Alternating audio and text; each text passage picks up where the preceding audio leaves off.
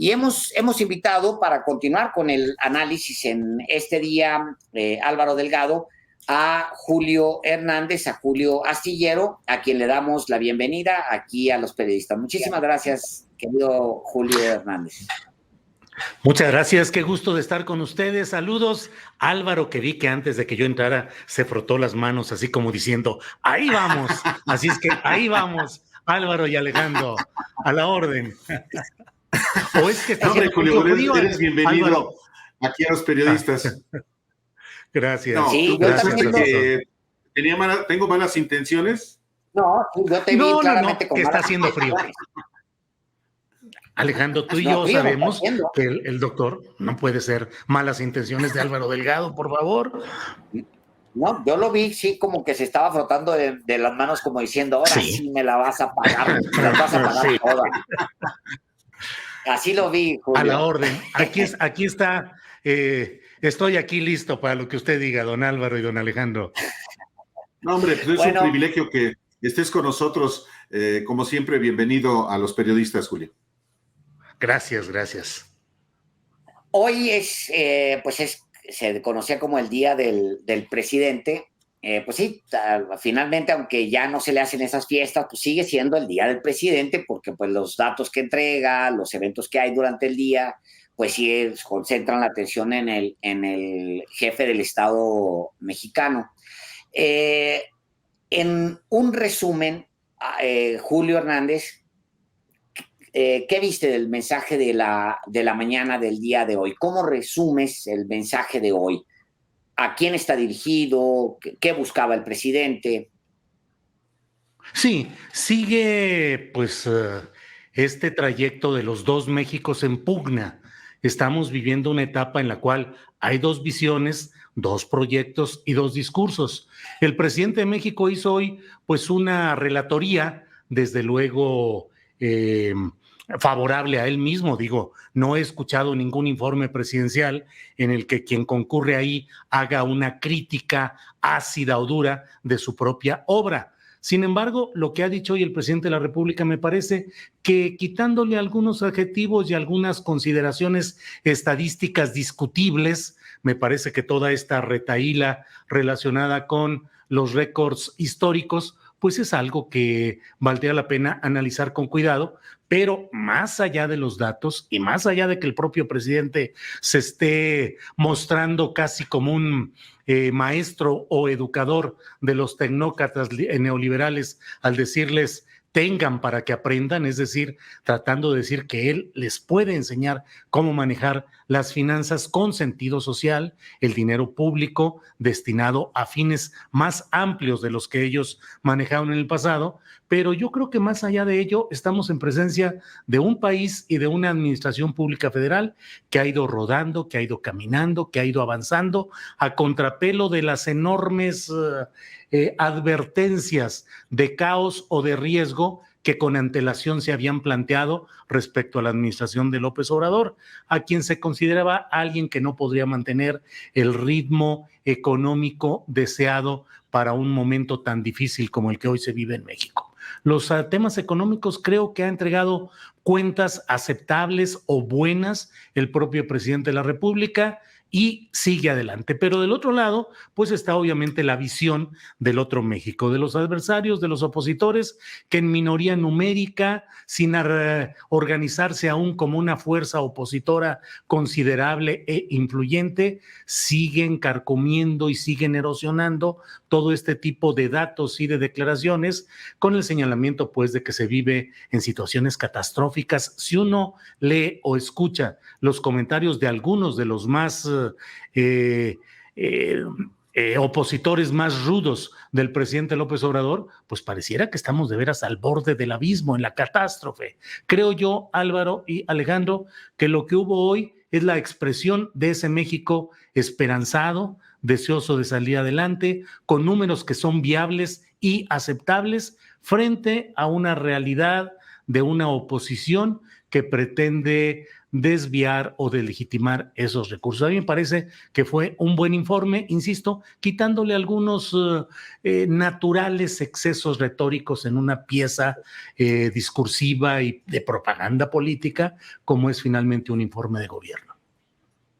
Y sin embargo, Julio, hay esos récords históricos de los que se ufana al presidente y que le permiten otra vez, con una eficacia en la comunicación que tiene como muy pocos, pues son datos verificables, son datos sustentados en información real, pero que tú tienes toda la razón,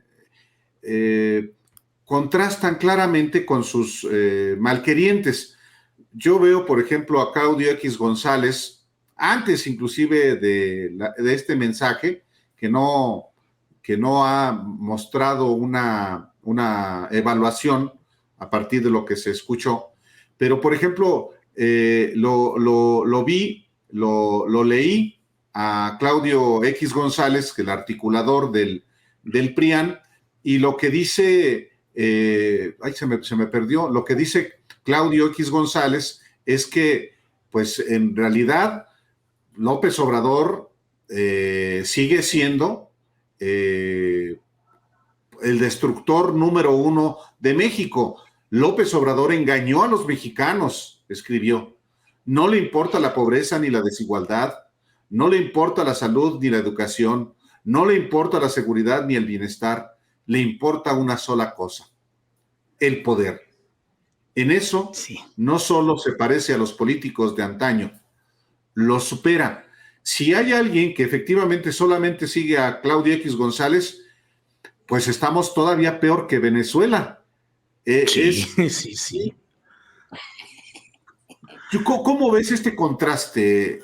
Pues es que hay una oposición desesperada por hacernos ver que estamos al borde del abismo, que este hombre está destruyendo las instituciones que con tanto sacrificio se crearon en el pasado, que esa riqueza, prosperidad, justicia social, eficacia en la procuración y la administración de la justicia, toda aquella Suiza que teníamos ha sido derrumbada en 3 años de un personaje al que tildan de dictador, de autoritario y de señalamientos muy graves de asesino por el número de personas que han muerto a causa de la pandemia del COVID-19. Yo creo que en esos excesos retóricos y en esa pésima lectura de lo que pasa en el país, estos personajes tienen el propio castigo, que es el hecho de que nomás no cosechan nada que sea positivo y que avance hacia su causa política, electoral o partidista,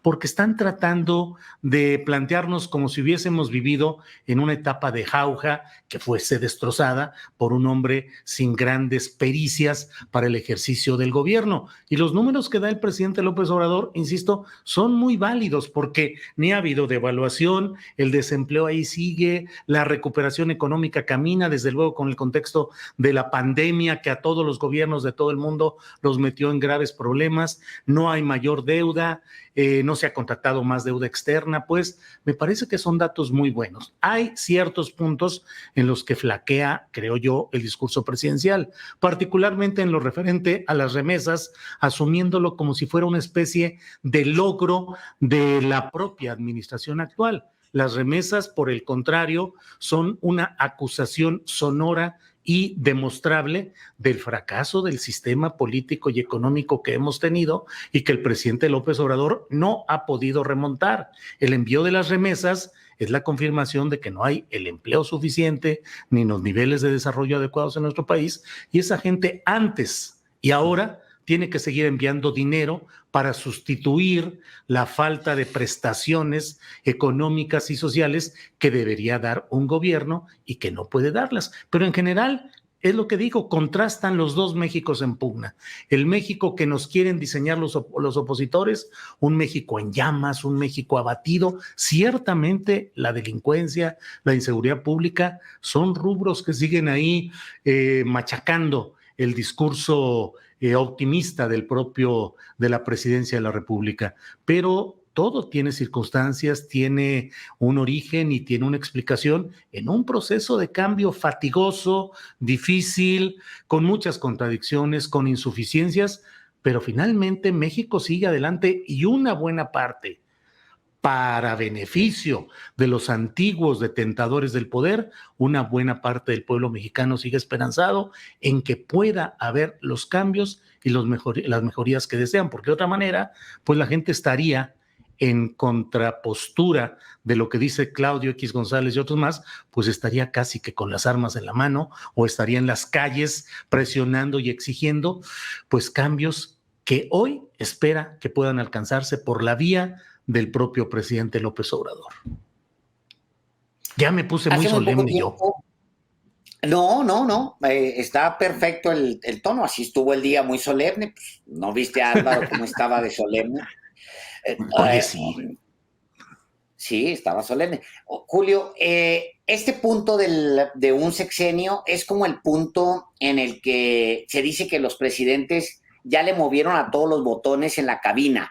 O sea, como los pilotos en una cabina, llegan el primer día y dicen, ay, chis, ¿qué es esto? Todos estos botones ahí rojos y azules y palanquitas y palancotas, y luego de repente le aplasta por aquí, y ¡pum!, sale un pasajero volando. Y luego le aplasta aquí, y luego, ay, se va el avión de chueco, y luego, ¿no? Y ahí va moviéndole hasta que empieza medianamente a conocer de qué se trata todo ese enorme tablero del avión. Y se dice siempre que en 3 años el presidente, pues, conoce el tablero y sobre todo conoce el efecto de aplastar cada uno de los botoncitos que tiene ahí enfrente. El siguiente tramo, claramente el presidente está pensándolo ya. De hecho, cierra como con yo ya me puedo ir ahorita, tal. Obviamente no quiere irse ahorita. Y decía Álvaro, más bien que cumpla con el periodo para el que lo elegimos y ya que se quede ahí, que aguante vara. Pero hay esa sensación de que los presidentes llegan a este momento, que no es el más lucidor, porque tradicionalmente empieza el declive, pero el declive porque empiezas a ver a los sucesores, a los posibles sucesores. Pero en su caso va a ser un cierre donde tiene que consolidar muchas cosas. ¿Cómo ves los siguientes 3 años? ¿Qué prevés para los siguientes 3 años, Julio? Una incapacidad operativa para procesar reformas de gran calado.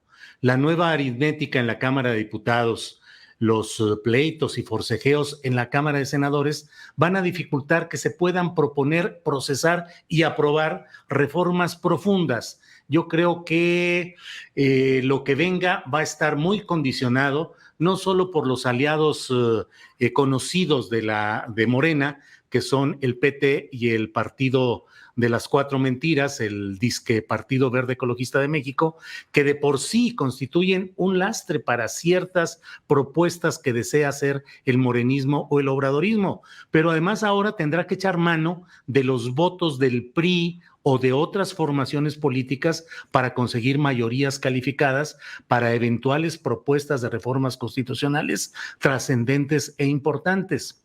Por otra parte, me parece que la llegada del nuevo secretario de Gobernación es un claro indicio de una especie de atrincheramiento con los propios y un poco la renuncia o la posposición de alianzas con otros grupos para un periodo, el segundo trienio, segundo y último, que puede ser muy complicado porque además de todo esto se va a multiplicar la exigencia de los segmentos opositores a López Obrador y también de los que lo favorecieron con su apoyo electoral en 2018 y los que se lo reiteran hoy, de que vaya cumpliendo con las ambiciosas propuestas y promesas que ha ido haciendo y que por más que el presidente diga que ha cumplido 98 de sus 100 compromisos, pues la verdad es que el país sigue estando en condiciones difíciles, en condiciones precarias en algunos ámbitos, y eso va a ir multiplicando la protesta de organizaciones ambientalistas,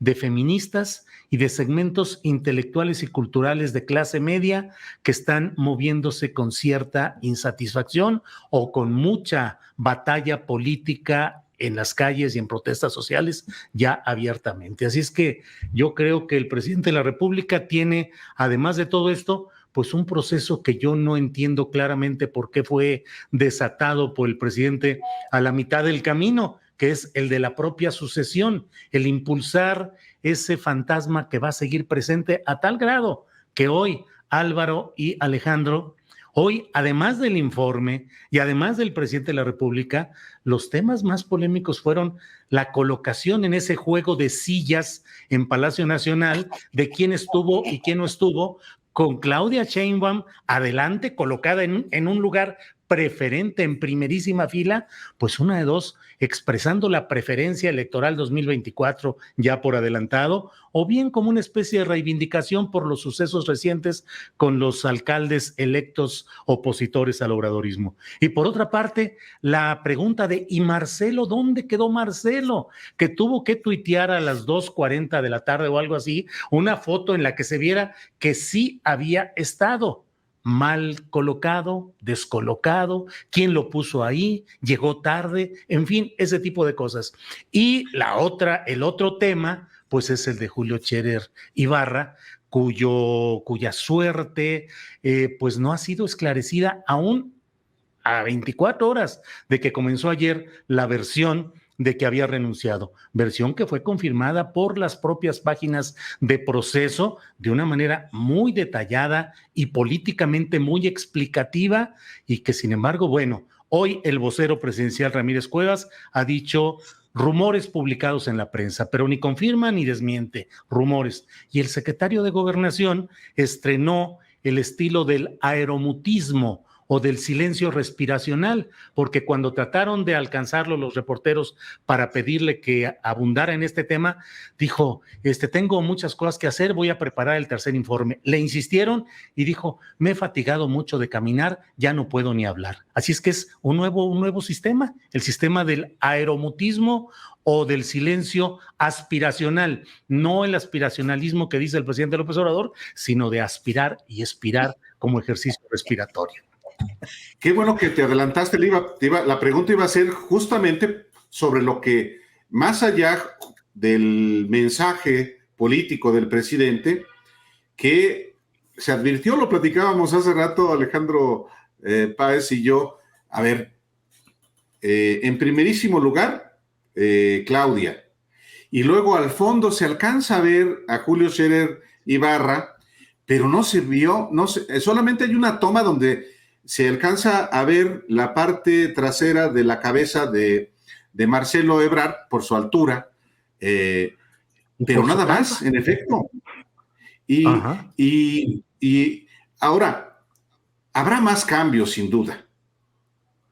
Y esos cambios, pues tienen que estar orientados, o deberían estar orientados a ser más eficaz el equipo de gobierno, pues para cumplir con lo que se ofreció a los mexicanos, pero también pueden tener una lógica ya de sucesión hacia la candidatura de Morena en 2024. ¿Dónde adviertes que puede haber más cambios, Julio? Mira, se habló en el momento en el que salió la señora Olga Sánchez Cordero de Gobernación, se habló de que le habían ofrecido la titularidad de la Secretaría del Trabajo o la titularidad de la Secretaría del Medio Ambiente. Es decir, que según estas versiones, estaría muy enderezado todo esto hacia sustituir a María Luisa Alcalde, la titular de la Secretaría del Trabajo, que ha tenido un desarrollo muy zigzagueante, muy complicado. Y por otra parte, lo de la secretaria del Medio Ambiente, la señora María Luisa Albores, que también está en el centro de la discusión y del centro de la controversia por tantos problemas de ambientalismo que hay en el país y que no pueden ser cargados a la cuenta personal solo de ellas, y son muchos problemas heredados, movidos por intereses empresariales, con una capacidad judicial de amparos y de generar obstrucciones judiciales a determinadas decisiones de protección del medio ambiente. Yo lo veo por ahí, creo que ahí es donde puede haber algo. Se insiste mucho por parte de opositores del presidente López Obrador, como Mario Di Costanzo, de que va a haber cambios en la propia Comisión Federal de Electricidad, de Manuel Bartlett, Pemex. en la dirección de Pemex, con Octavio Romero Oropesa, pero yo creo que en el fondo hay una mitad, cuando menos, del gabinete presidencial que no está rindiendo buenas cuentas, que son personajes cuyos nombres incluso se nos escapan de tan poca presencia pública que tienen y del manejo muy opaco y muy burocratizado de sus respectivas áreas. Se habla también con insistencia de la necesidad de que cambie el titular de la Fiscalía General de la República, a quien algún maldoso columnista o locutor de programas de internet ha bautizado como Tortuguerz, pero que finalmente este fiscal general de la República pues es un área técnicamente autónoma, aunque en lo político fue puesto Gertz Manero por el propio presidente López Obrador, y dicen que en política el que pone tiene derecho a quitar. Entonces, bueno, pues habrá de verse si también en esa Fiscalía General de la República tan entrampada, tan lenta, tan poco eficaz, pudiera dársele un acelerón que ayudara a empujar uno de los compromisos que no se están pudiendo cumplir aún, que es el de una lucha cierta, fuerte, comprobable, de primer nivel contra la corrupción política en México. Julio Hernández Astillero, siempre un gusto tenerte aquí con nosotros. Lo de las manitas así de Álvaro, yo creo que sí, yo creo que más bien estaba como emocionado, como diciendo, no era porque estaba previendo ponerte un coscorrón, Julio, yo creo. Ahí le ruego a usted, Alejandro, como cosa suya, que ojalá y le hable bien de mí al señor Álvaro Delgado, platíquele que, pues que bueno, háblele bien y platíquele y dígale todo lo que sea necesario, por favor, Alejandro. A veces no escucha, Julio. Es que sí hablo mucho con él, pero no escucha, la verdad. Es un proceso largo. Mire, si el presidente de la República dijo hoy que uno de los aspectos esenciales e irreversibles es ir educando al pueblo mexicano y cambiando la narrativa, usted insista con el señor Álvaro Delgado, no ceda, no se vuelva impaciente. No, ya el cambio de la mentalidad del pueblo mexicano ya se ha dado, y el cambio de mentalidad personal también. Si no estamos hablando de la mentalidad del pueblo, estamos hablando de ti, pues mira. Julio Hernández, muchas gracias. Muchísimas gracias, una vez más. No, hombre, a ustedes. Gracias, muy amables, que estén muy bien. Como siempre, mi respeto por su admirable programa y el gran éxito que están teniendo, éxito periodístico en buen sentido. Muchas gracias. No, hombre, te invitamos porque nos subes el rating. Mira, estamos con 32,000 usuarios en vivo. Pues, por supuesto, pues son que tú los rompes bots récord. que yo acarreo. Son los bots que acarreo yo, que llevo conmigo a todos lados, así que aquí se los dejo ya, ¿eh? No. ¿Tienes al rato charla astillada, Julio? Sí, por ahí de las 9 de la noche. Sí, sigo haciendo ahí la charla astillada, que es como una especie de misionero. La charla, Julio? A las 9 de la noche normalmente, poquito más. Sí. Pero vas a hablar de informe, como para decirle al auditorio pues que se brinque para allá. Sí. Sí, lo hago después del programa de ustedes para tener un poquito de rating y no se lo lleven todos ustedes. No, entonces a las 9 de la noche ya puedo estar tranquilito, ¿eh? Mira. El violín más chiquito del mundo. Sí. Gracias, Julio. A ustedes, muchas gracias, que estén bien.